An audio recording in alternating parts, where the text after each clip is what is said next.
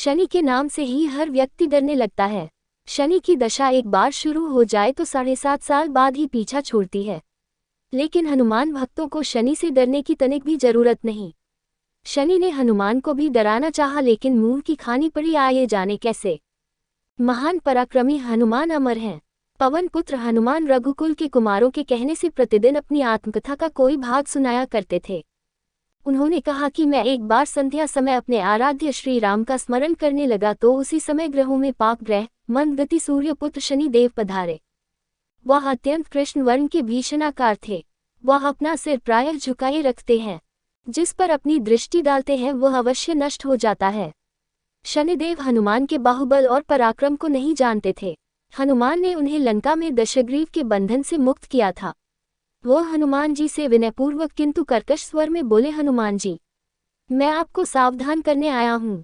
त्रेता की बात दूसरी थी, अब कलियुग प्रारंभ हो गया है।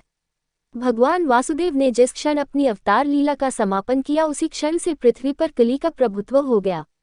ये कलियुग है। इस युग में आपका शरीर दुर्बल और मेरा बहुत बलिष्ठ हो गया है। अब आप पर मेरी 7.5 की दशा प्रभावी हो गई है। मैं आपके शरीर पर आ रहा हूँ। शनिदेव को इस बात का तनिक भी ज्ञान नहीं था कि रघुनाथ के चरणाश्रितों पर काल का प्रभाव नहीं होता।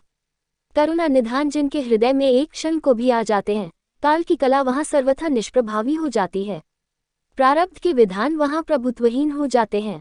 सर्वसमर्थ पर ब्रह्म के सेवकों का नियंत्रण संचालन पोषण प्रभु ही करते हैं।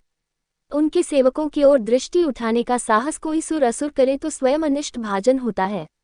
शनिदेव के अग्रज यमराज भी प्रभु के भक्त की ओर देखने का साहस नहीं कर पाते।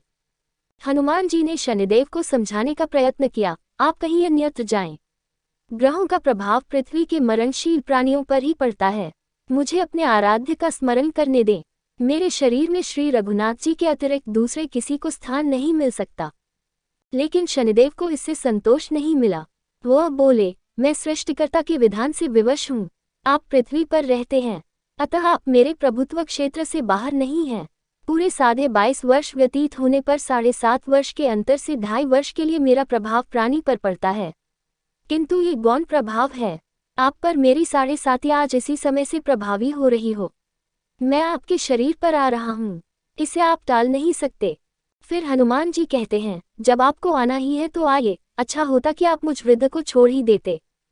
फिर शनिदेव कहते हैं, कलियुग में पृथ्वी पर देवता या उपदेवता किसी को नहीं रहना चाहिए। सबको अपना आवास सूक्ष्म लोकों में रखना चाहिए। जो पृथ्वी पर रहेगा वह कलियुग के प्रभाव में रहेगा और उसे मेरी पीड़ा भोगनी पड़ेगी। और ग्रहों में मुझे अपने अग्रज यम का कार्य मिला है। मैं मुख्य मारक ग्रह हूँ और मृत्यु के सबसे निकट वृद्ध होते हैं, अतः मैं वृद्धों को कैसे छोड़ सकता हूँ। हनुमान जी पूछते हैं, आप मेरे शरीर पर कहाँ बैठने आ रहे हैं। शनिदेव गर्व से कहते हैं, प्राणी के सिर पर।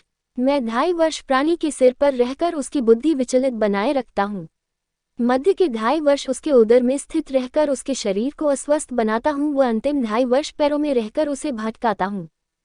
फिर शनिदेव हनुमान जी के मस्तक पर आ बैठे तो हनुमान जी के सिर पर खाज हुई। इसे मिटाने के लिए हनुमान जी ने बड़ा पर्वत उठाकर सिर पर रख लिया। शनिदेव चिल्लाते हैं, यह क्या कर रहे हैं आप।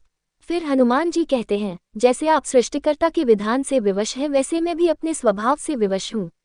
मेरे मस्तक पर खाज मिटाने की यही उपचार पद्धति है, और आप अपना कार्य करें और मैं अपना कार्य। ऐसा कहते ही हनुमान जी ने दूसरा पर्वत उठाकर सिर पर रख लिया।